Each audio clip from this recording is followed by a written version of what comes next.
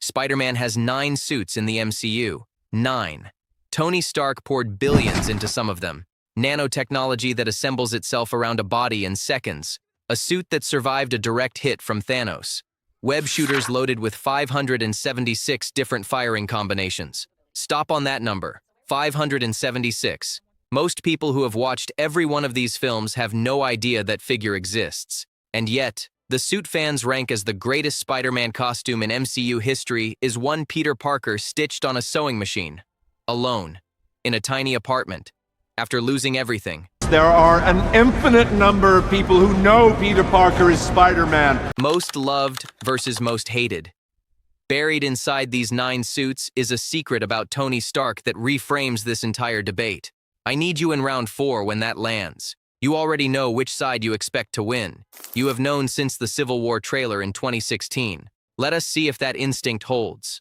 The most loved suits. In the loved corner, 3 suits at the top of every fan ranking, every poll, every critical list. The Stark suit, red and blue, gifted by Tony for Peter's MCU debut in Civil War. It's just a new suit. Wait, it's nothing, Mr. Stark. It's perfect, thank you. Yeah, we don't really need to start a conversation. Okay. Mechanical eye lenses that squint and widen with emotion. The first time that had ever been achieved in live-action Spider-Man. Karen AI built into the fabric, retractable web wings, and the Civil War trailer moment where Spider-Man caught Captain America's shield. An entire generation stopped breathing at the same time. Stark tell you anything else? That you're wrong? You think you're right? It makes you dangerous. The upgraded black and red suit from Far From Home. Tom Holland's personal favorite. His own words. I think my favorite would have to be the red and black suit. I really like it because I've worn it so much, and I think we've really changed the image of what Spider-Man is. First suit Peter designed himself. His color choice, his silhouette, the final swing suit, hand-stitched by Peter alone at the end of No Way Home. No AI, no Stark tech, just fabric and intent. Slash Film called it the most thrilling, gratifying, and narratively satisfying costume Spider-Man has worn in the MCU thus far. The loved corner is stacked. The opposition is about to make you question whether that feeling is the whole story. The most hated and divisive suits in the hated corner. 4 suits that land at the bottom of every fan ranking. The homemade suit. Red hoodie, blue sweatpants, hand-cut black goggles. Comicbook.com ranked it by far the worst look sported by the MCU's Spider-Man. Peter's own friends laugh at it on sight. Charming in its own way. Visually, dead last. The Night Monkey suit. All-black tactical outfit Nick Fury handed Peter in Far From Home for a covert operation in Prague. Collider was blunt, not a Spider-Man suit. Black clothing with Spider-Man eyes attached. Nothing unique, nothing special. How's the suit? The suit's great. It's awesome. The Iron Spider armor. 4 mechanical legs, gold trim, full nanotech. Not universally hated. Some fans love it for what it delivers in Endgame. But a significant part of the community calls it over-designed and jarring. Divisive is the honest word. The black and gold suit from No Way Home. Visually striking at first. Loses its appeal the more screen time it gets. There is a reason for that. And round 5 is where it comes out. 4 suits. A full case against each one. And by the time round 4 lands, that case is going to look very different from how it looks right now. Suit capabilities. Breakdown facts only. No opinions. Just capability. The Iron Spider runs on the same nanotechnology Tony Stark used in his own Iron Man suit in Infinity War. The nanotech that assembles an entire suit around a body in seconds. 4 mechanical legs that held their own against Thanos. A suit that kept Peter alive in the vacuum of space. Without it, Peter dies before Infinity War's second act. The Stark suit had 576 web shooter combinations. A spy drone inside the chest emblem. Web grenades. Taser webs. An AI that mapped structural weak points of any building in real time. And it had an instant kill mode. We are coming back to that. What's going on up there? The Chitauri core is detonated and caused severe structural damage to the elevator. Oh no. My friends are up there! What? Don't worry, man. Everything's gonna be okay. In the loved corner, the final swing suit is hand-stitched fabric. The upgraded suit was built by a teenager on a private jet. Neither survives a punch from Thanos. Technology round. Hated and divisive suits win. decisively. Not a conversation. But if the most powerful suits are the ones fans push to the bottom of every list, if billions in Stark tech cannot buy loyalty, then something else is driving this debate. Power does not equal love. Design should be different. And this is where the story gets strange. Suit design comparison. On paper, the tech suits dominate here too. The Iron Spider's gold trim, the Stark suit's mechanical eye lenses, the first live-action Spider-Man mask to physically move and show emotion. Genuinely impressive achievements. But the hated suits have a production secret most fans have never heard. The Stark suit Tom Holland wore on the Civil War set had raised black webbing across the red fabric, silver web shooters, a larger spider emblem. Textured, real, remarkable. Marvel replaced it entirely in post-production with a digital CGI suit. The raised webbing disappeared, and what landed in cinemas has drawn the same complaint ever since. It looks plastic, animated. The original on-set photos exist online. Search them. The reaction is always identical. That looked better. Ryan Meinerding's team gave the Iron Spider 4 mechanical legs specifically so Peter would have 8 limbs total, including his own arms and legs. A detail almost no fan knows. Even with that care, the glossy nanotech finish produces exactly the cluttered reaction critics land on every time.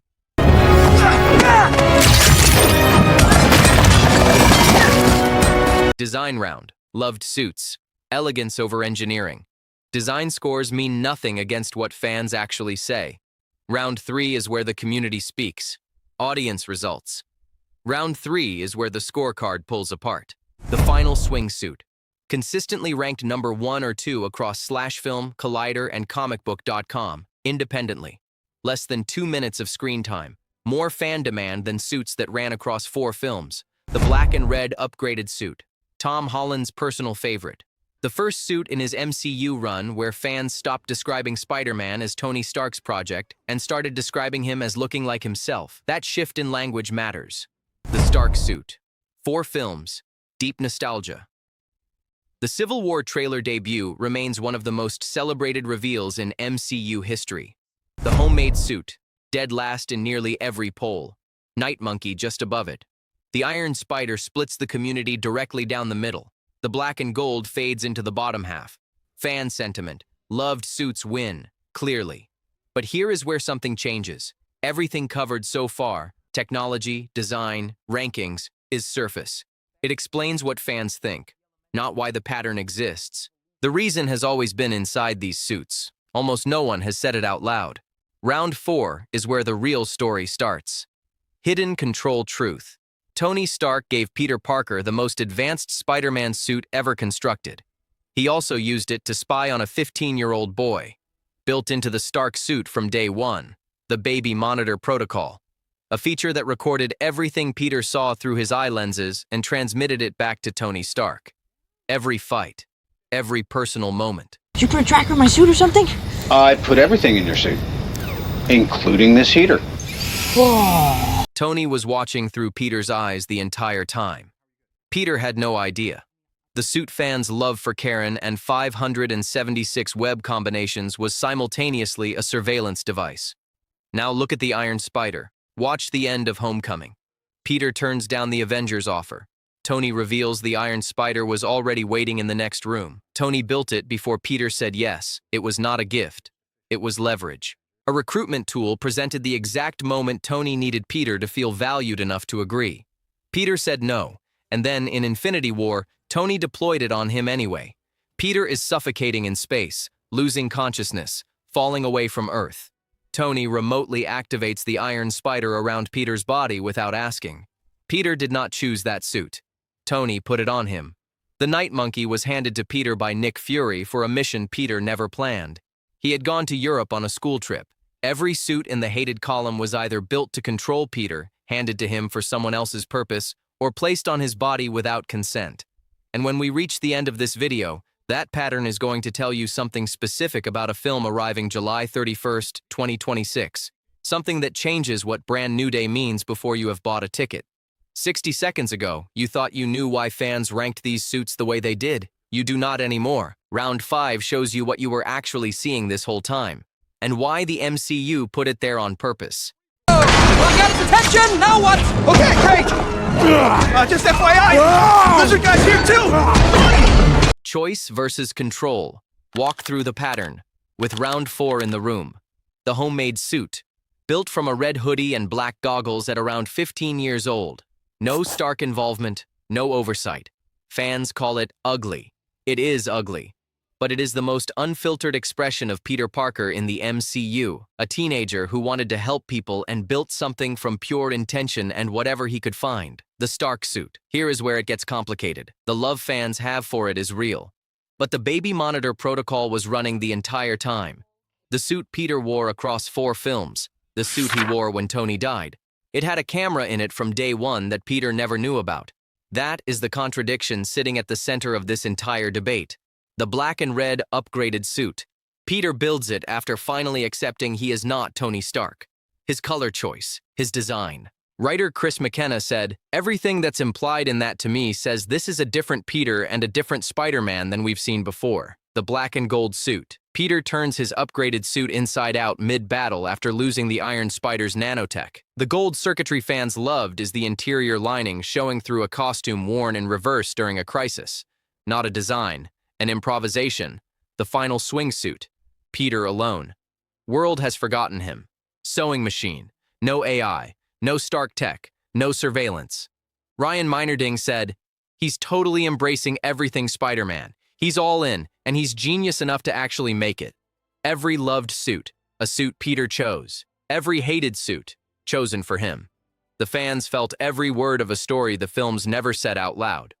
Round 5 and the match. Loved suits win, not because they are more powerful, not because they are more sophisticated, but because they are more free.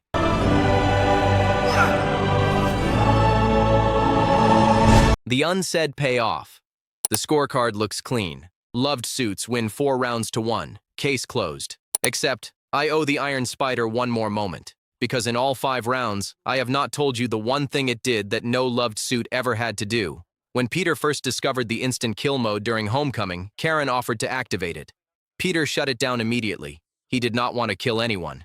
Activating instant kill. No, I don't want to kill anybody. Deactivating instant kill. That mode sat dormant through the rest of Homecoming, through Infinity War, through Far From Home.